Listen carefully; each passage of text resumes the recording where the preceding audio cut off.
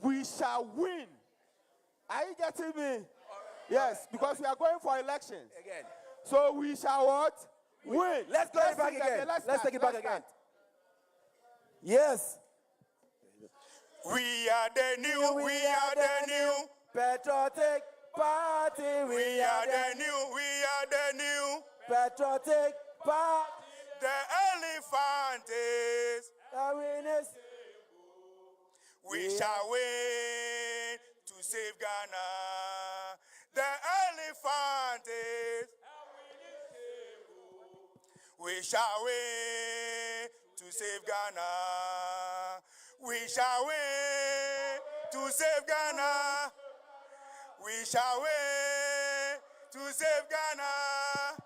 The elephant is our winning symbol. We shall win to save Ghana. The elephant is our winning symbol. We shall win to save Ghana. We shall win to save Ghana. Eshi, Eshi, Rado, Rado, Eshi, Eshi. Let's win it. Eshi, Eshi, Rado, Rado, Rado, Eshi, Eshi, Eshi, Eshi, Rado, Rado, Rado. We are the new patriotic party. The goal there was not to win the election, but to suppress it. And we're able to suppress it. If you have any Francis Asenso Boache to introduce the next speaker, MP for Bantama, Minister for Roads and Highway, Bantama Asenso Boache. Honorable. Please, all those who are at the back, please take your seats. Take your seats, please. Take your seats. Kukudu. Kukudu. Kukudu. Kukudu. Rado. I think we should say it well. We are in a party event, and whenever we are mentioning party slogan, we have to say it well as is expected of us. Kukudu for the first time you say Ishi. Second, you say Ishi. Third, you say Rado. Kukudu. Ishi. Kukudu. Ishi. Kukudu. Ishi. Rado. Thank you. Mr. Vice President, Ambassador High Commissioner Uredu, the Deputy General Secretary of our party, the coordinator or the director of the external branches, the chairman of the South African branch of our party, various chairpersons of the external branches, our friends and colleagues and party people here in gathered. Good afternoon to you all. I am happy to be here to join the Vice President to come and grace this occasion because I used to be a member of the external branches. I was once a youth organizer for the North American branch of the NPP. That's when Dr. Echampon was explaining that at one point, Canada and the United States used to be one branch. I believe that I was the last youth organizer for the North American branch. And that is why I always take external branches activities seriously. When I left the United States and I came to Ghana, I had the opportunity to work with the presidential candidate then as his political assistant. And I worked hand in hand, actively, with the then external branches director, my brother here, Uredu. So we were able to do a lot of things together. And as a result, our presidential candidate partook actively in the activities of the external branches. No wonder when he became president, he made sure that he utilized the expertise of our people from the external branches. Stonas mentioned that the former UK press chairman, the one at PBC, was the number 100th external branch person to be appointed as by President Akufo-Addo. And I know since then, other people have been appointed. In fact, last week, Da Costa, a good friend Da Costa, was made the executive CEO of the National Insurance Authority. So it means that the branch is growing and gradually is becoming very much part of the party in Ghana. When I was youth organizer, there used to be a lot of complaints by the party, youth organizer in North America. They would say that even a government appointee will come to America, will come to UK, come to Europe, South Africa, wherever, and they will not even visit the party. They will not even call the party chairperson. And there were a lot of complaints. So when I came down working with Oredu, these are some of the things that we try to solve when we got the opportunity to be in government. And that is why whenever there's an opportunity to travel and partake in new activities, I take them very seriously. This weekend, for instance, was very tight for me because I've been appointed to a new ministry and, as part of the orientation. But I thought we haven't had the international conference for a long time, and it's happening here in South Africa. One of the places that, as political assistant, I traveled here. Chairman Jones will tell you we worked very hard. They also contributed a lot towards the campaign. I also bear witness to the work that you have done for the party, adopting constituencies. In fact, in most cases, without your assistant, we wouldn't have won certain constituencies in Ghana. And I think we need to clap for yourself, for your service to your country. But today, I have a very simple task, simple but difficult, to introduce the presidential candidate of our own party.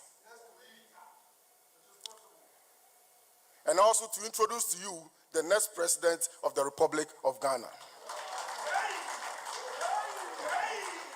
It is very simple, but it's difficult because everybody here knows the man we are talking about. Everybody.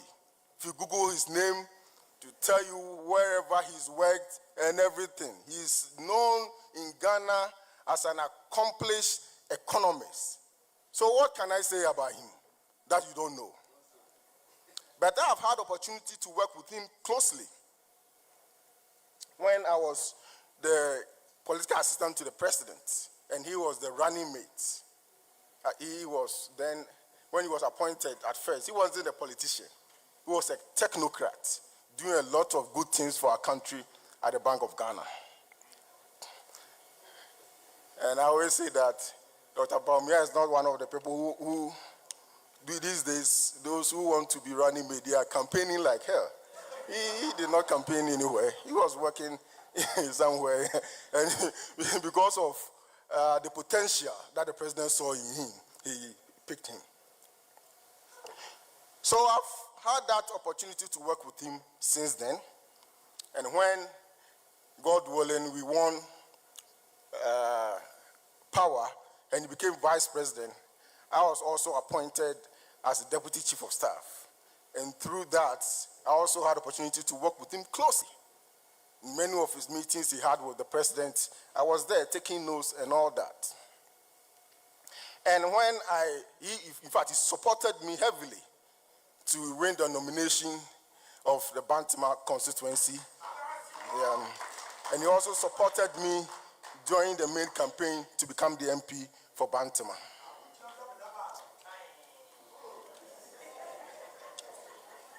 So when I was elected MP, President decided to make me an MP. A minister. I became a cabinet minister.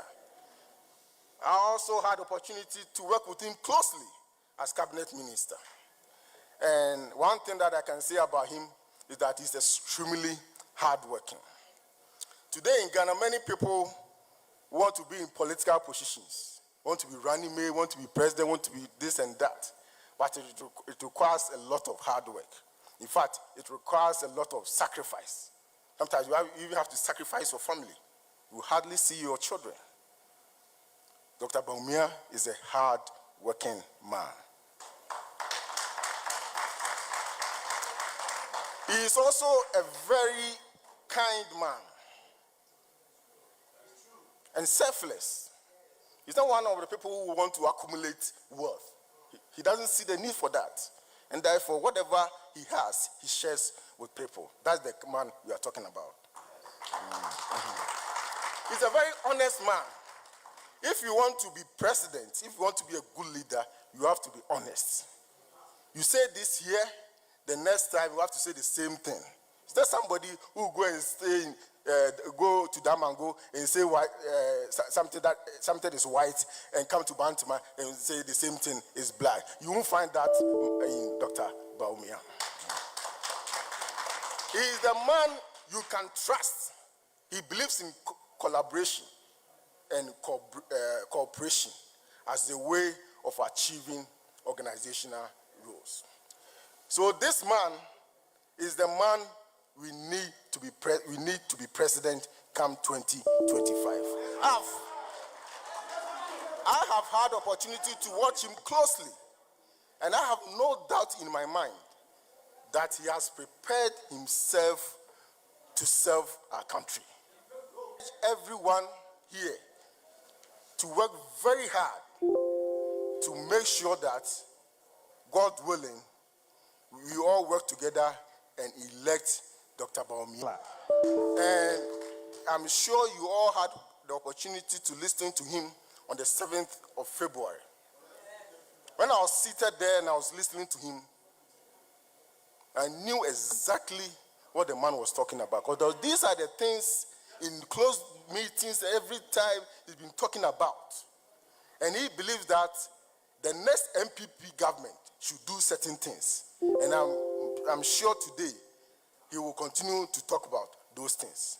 So without much ado, with standing ovation, let us all welcome the next president of the Republic of Ghana.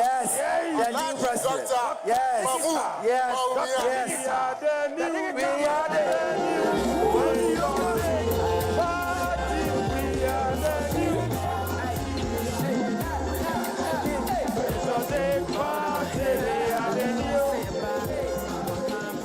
Yes.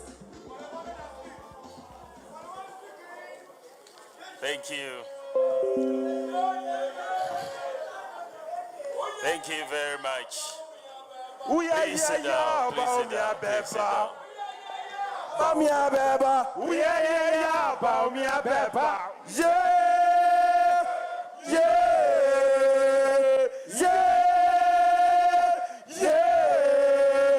Oh yeah. Bawumia beba. Oh yeah. Bawumia beba. Oh yeah. Bawumia beba. Oh yeah. Bawumia beba. Oh yeah. Dr. Beba.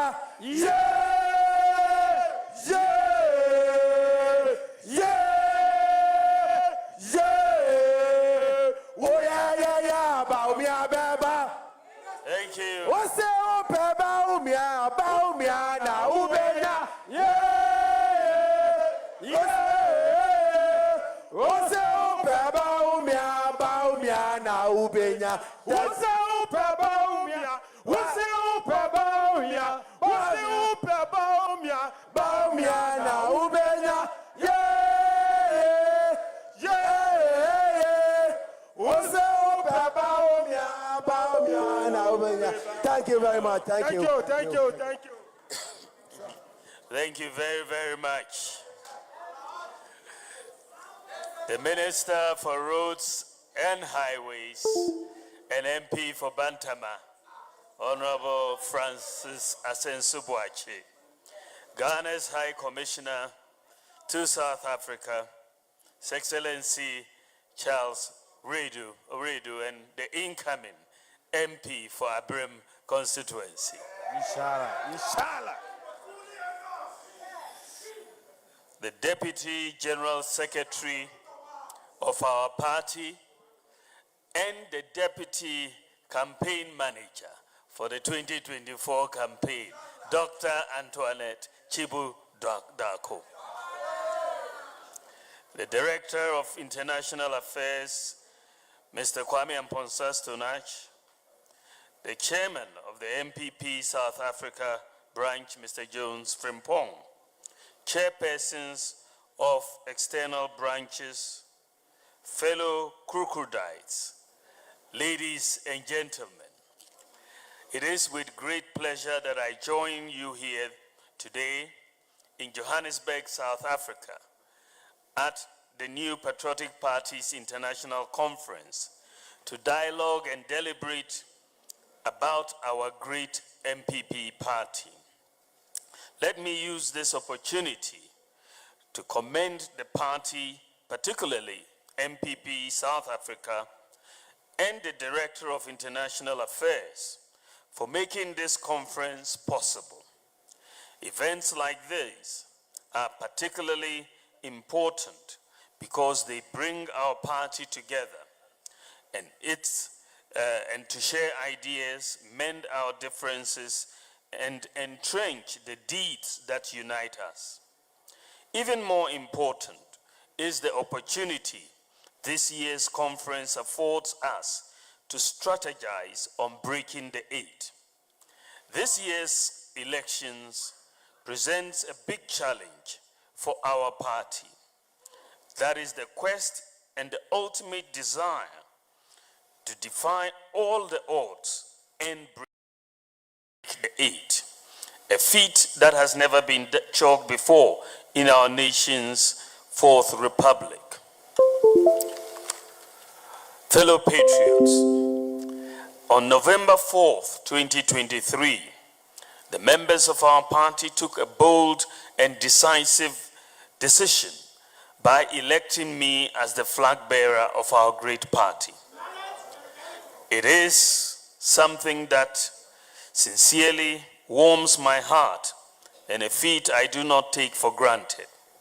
In fact, it remains the biggest honor in my life. Consequently, it is only appropriate that I reiterate my gratitude again to all of you today. Thank you for making this dream possible. As you are aware, the processes that led to my election as flag bearer is no different from any other election.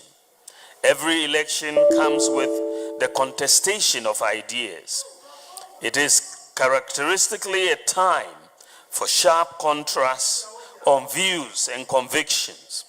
Even brothers may go separate ways during electoral contests. Therefore, it was not surprising that all of us took different positions during our party's primaries. Although it was a hard-fought battle, our gathering here as sons and daughters of our great Dankwabdombo Buzia tradition shows that we are indeed united in spirit, ready and poised to win victory and maintain power for our party. However, unity is not something that we must take for granted. We must work vigorously at it. As your flag bearer, I stand before you as an inclusive and unifying person, with a deep-seated conviction to embrace all of you to my team and campaign. I pledge not to alienate any of you. I stand with you whether you campaign for me or not. We have briskly started the journey of securing a resounding victory in the 2024 election. A few weeks ago, I announced and inaugurated both the campaign and manifesto committees. As of today, several regional campaign teams have been inaugurated by the campaign and party leadership. The constituency and polling station campaign teams will be announced in the coming days as well. Various wings of the campaign have been operationalized and are on course with their assigned duties. And I can assure you that the entire campaign machinery will be in full swing by the end of the month. Ladies and gentlemen, we have learned lessons. And one of the lessons that we've learned from the 2020 election was that we need to pay attention to the parliamentary campaign. You all know that after the 2020 elections, our seats reduced from 169 to 137. We lost so many seats. And I think that one of the lessons we learned was that we didn't pay sufficient attention to the parliamentary campaign. So what we are doing this time around is to have the mantra that we should seek ye first the parliamentary kingdom, and all others shall be added unto it.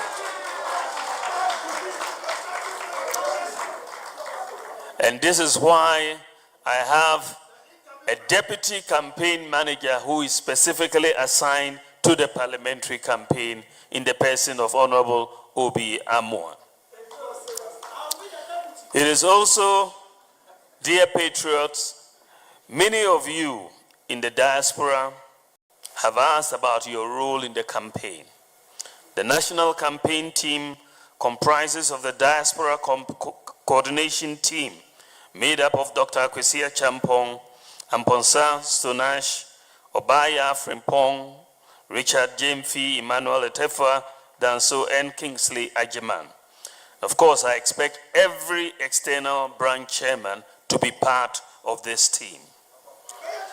The purpose of this team is to bring to bear the exceptional and their exceptional talents in the diaspora, to coordinate plans and ideas from the diaspora among other resources, to infuse them into the broader national campaign strategy and execution.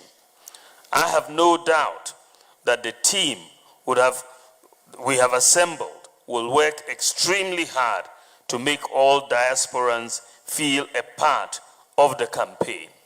The diasporans, as Dr. Akwesia Champong has said, the diaspora has been very, very key to the NPP and to our fortunes in every election.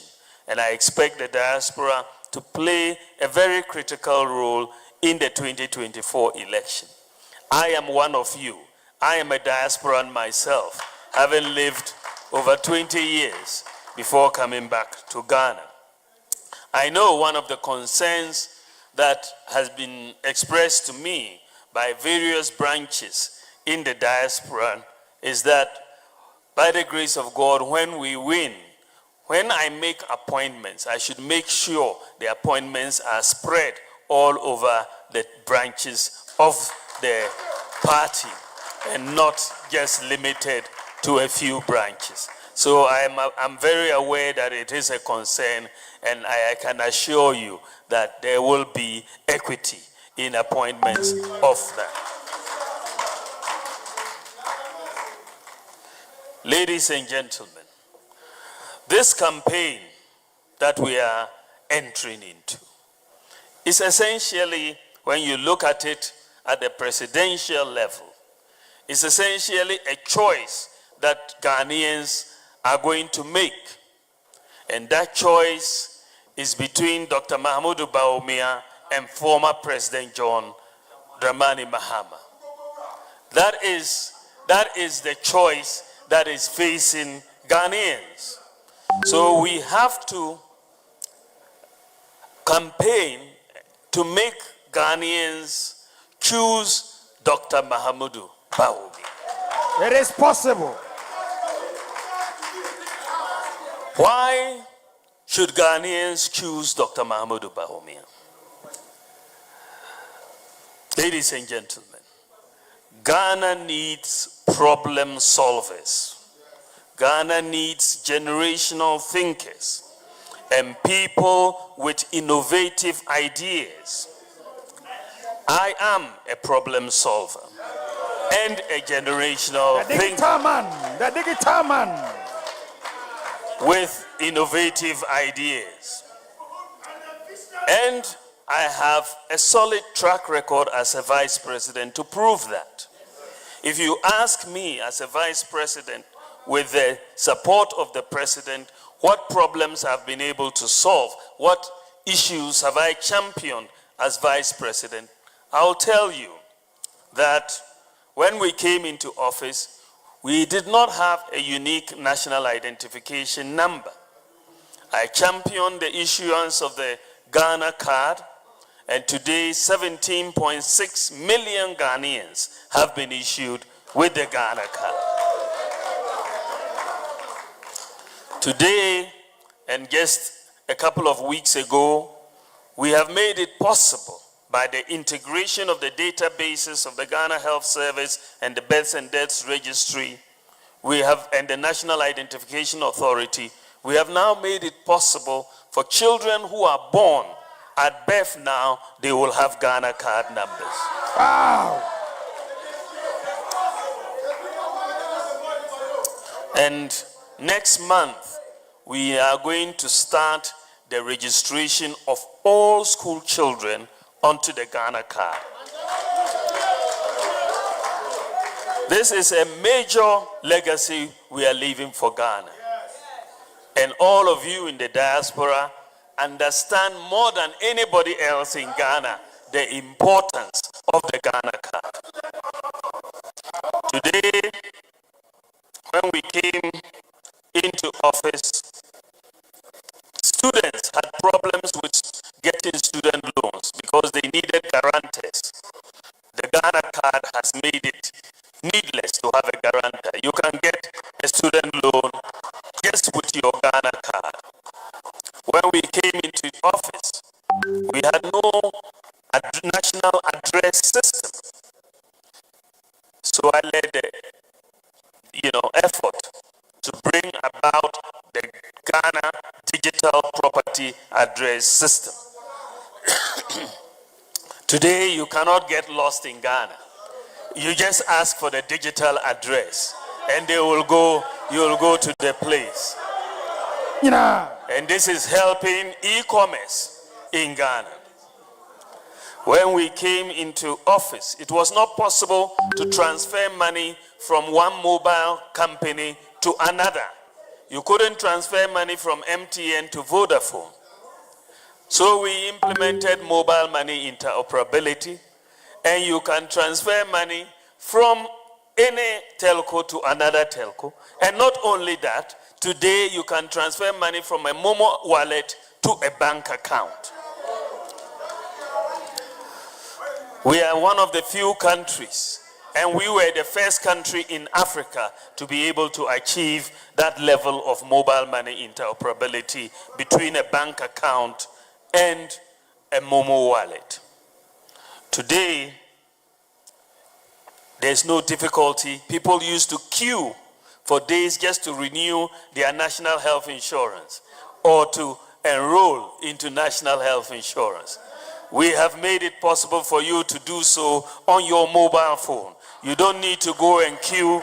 You don't need to take trotro. You don't need to go and sleep outside the NHIA office to renew your mobile phone, to renew your health insurance. Today, you can buy electricity credit for your home.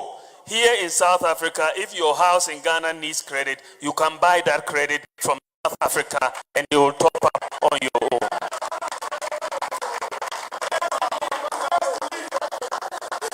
Today, we have plugged the leakages at the ECG. When we came into office, ECG was earning revenue of around 450 million Ghana cedis every month. We put in a team there to digitalize their revenue collection. Today, they are collecting at least 1.2 billion Ghana cedis every month from 450 million. Today, we have seen that the bureaucracy that used to be there for the issuing of passports has reduced. We are able to apply for passports online, and this has really increased the revenue of the passport office. The clearance of goods at the ports has also been digitalized, and it has made the process very, very easy. The issue of fake insurance certificates for vehicles has now been dealt with. With the motor insurance database, you can just put in the car number into a USSD code after dialing a USSD code, and it will tell you whether the vehicle is insured or not. So you cannot have fake insurance in Ghana today. You will be caught. We have also digitalized the operations of the DVLA and the registration processes for vehicles and made it very, very simple. Something that we have also done, when you look at pharmacies in Ghana, we have now put all the pharmacies, so far as at yesterday, 1,762 pharmacies in Ghana on a common digital platform. We are going live for the national on April 2nd, which will mean that if the doctor gives you a prescription, today today you have to figure out which pharmacy has the medicine. You may go to 3 or 4 before finding out. You don't know how much it costs. But with the e-pharmacy platform now, from the 2nd of April, once the whole thing goes nationwide, when you upload your prescription onto the platform, you'll be told which pharmacy near you has the medicine. And then you will know what the prices of the different medicines at the different pharmacies are. So if you want to order from a pharmacy, you give them your digital address, pay with your mobile money or other, and they will deliver it at home for you.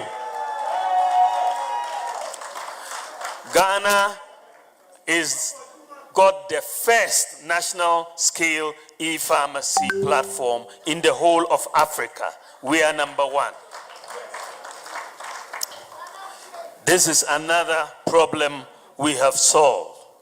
We have provided Wi-Fi to all the senior high schools, about 700 of them in Ghana, free Wi-Fi. And on Monday, the president is going to launch 1 student, 1 laptop for all the senior high schools in Ghana. Because there was a problem. We want to teach the kids coding and other things. But if you don't have laptops, how do you teach them coding? How do you move to the next generation? These laptops, by the way, can work both offline and online. All the textbooks and reading materials are on the laptops, and they can be charged by solar, so that even in the villages, the students can do. And all 1.4 million senior high school students will each get a tablet.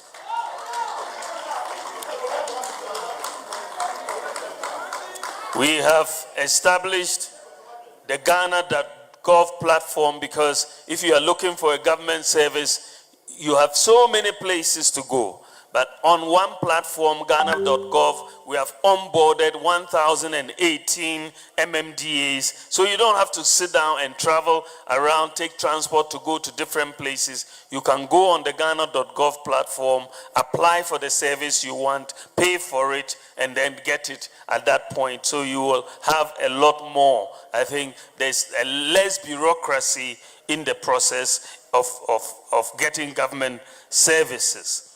We have also had, when we came into office, only 4% of the adult population of Ghana had a tax identification number. Only 4%. We decided to make the Ghana card the national tax identification number.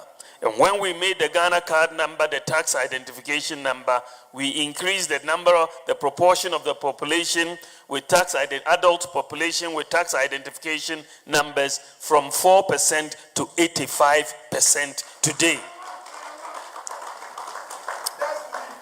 We have also seen that birth certificates, fake birth certificates, are now getting out of the way because of the digitalization of the births and deaths registry. You've seen that we have tackled corruption by looking at reducing ghost workers at the Controller and Accountant General Department. We have cleaned, because of the unique Ghana card, there are no more any ghost workers at the Controller and Accountant General Department, no ghost workers at SNIT, no ghost workers at National Service Scheme. We've reduced corruption at the ports, at DVLA, Passport Office, NHIA, the Ghana.gov platform. Through all of these, we have reduced corruption. We've also introduced drones to deliver medicines in remote areas. The zipline drones are delivering medicines and blood and vaccines. In fact, when we had COVID, the drones were a lifesaver for Ghanaians. And we have 6 drone centers, and we are doing 100 flights a day from each center to deliver medicines across the country. And what is remarkable, and I'm so proud, that in the whole world, Ghana is the largest medical drone delivery service in the world. The whole world. And the drone centers are 100% manned by Ghanaians. All the flight operators, everything is 100% manned by Ghanaians. And we are very proud of these young men and women who are doing this job. We have also networked so far 300 hospitals in Ghana. So all the teaching hospitals, all the district hospitals, all the regional hospitals, and many others have all been networked.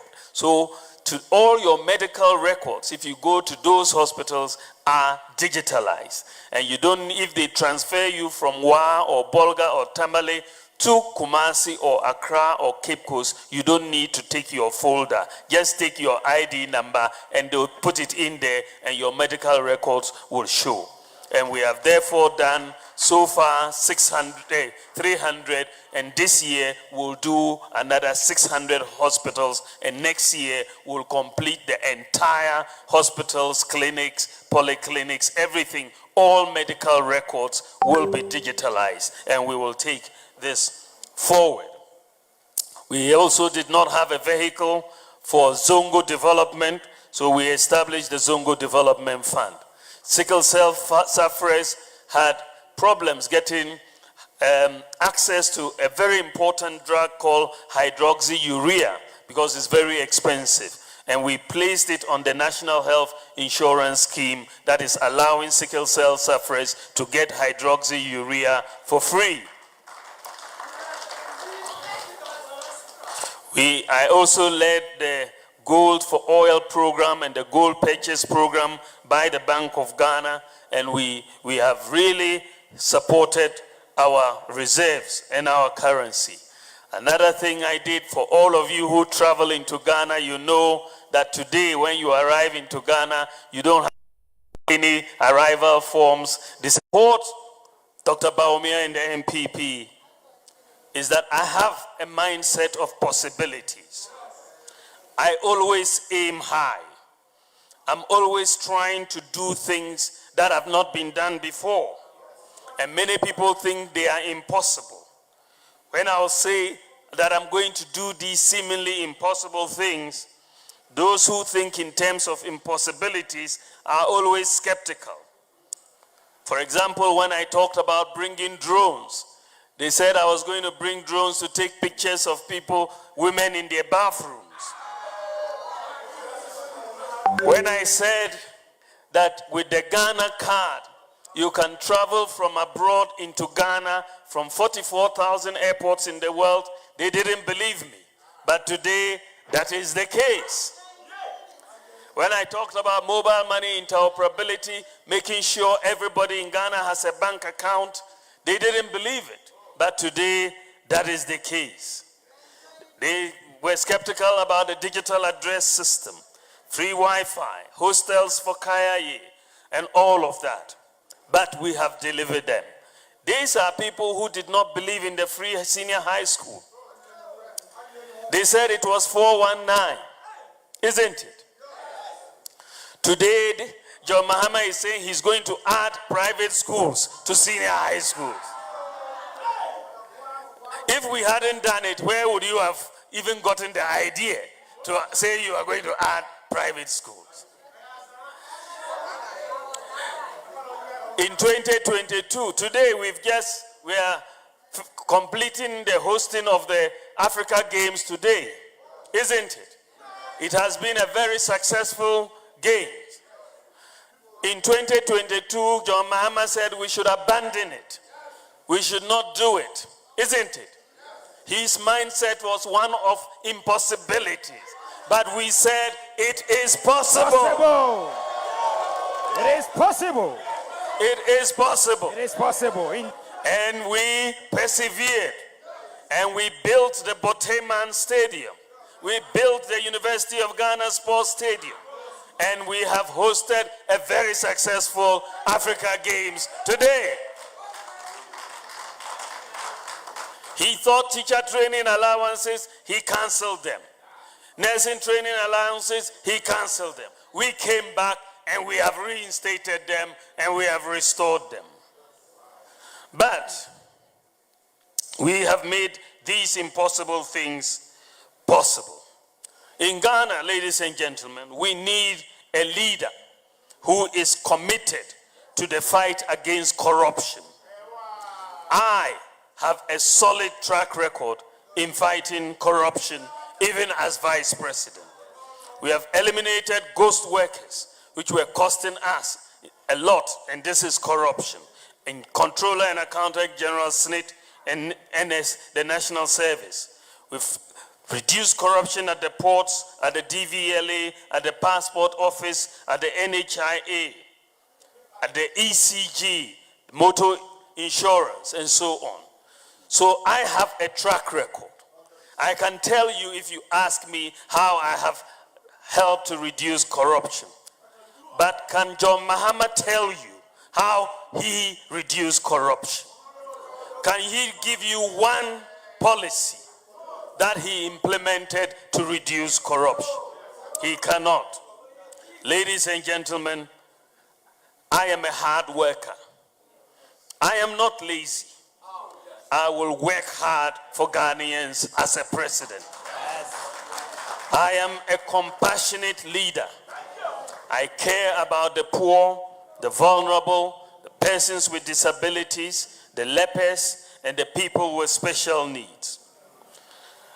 Available data, my brothers and sisters, fellow patriots, available data also shows that notwithstanding the challenging economy we inherited and the global economic crisis that ensued from COVID-19 during the Russia-Ukraine war, available data shows that our overall performance in areas like jobs, we've created 2.1 million jobs, the highest of any government in the Fourth Republic.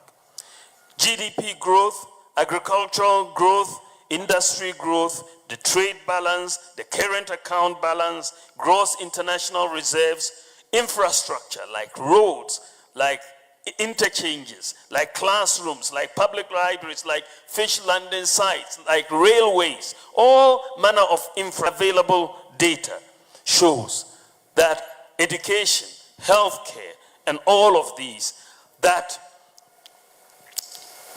our performance as an NPP government in all of these areas, our performance is superior to that of John Mahama's government and the NDC government. But notwithstanding, ladies and gentlemen, and very, very soon, as the president said in the State of the Nation address, very soon we are going to be outdooring our performance with the performance tracker. We have finished the work on the performance tracker, and in the next week or two, the performance tracker will be adored, and you will see all that government has done, every sector, every district, and you can point to Solar Tuna Kalaba, you can point to Bantama, wherever, and you will see all what the government has done. And we are going to be outdooring this. And all of this shows that our performance across almost every sector, across, our performance is superior to that of the performance of the John Mahama government when they were in office.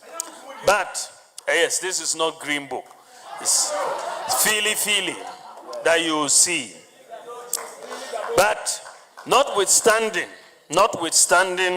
the clear superiority of our performance, former President Mahama is trying to convince people that his performance was better than ours.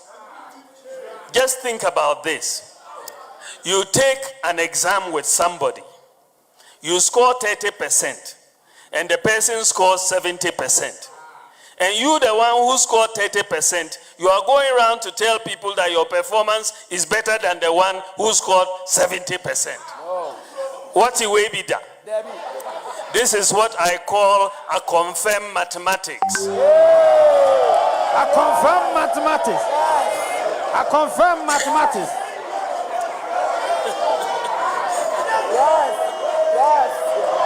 A confirmed mathematics.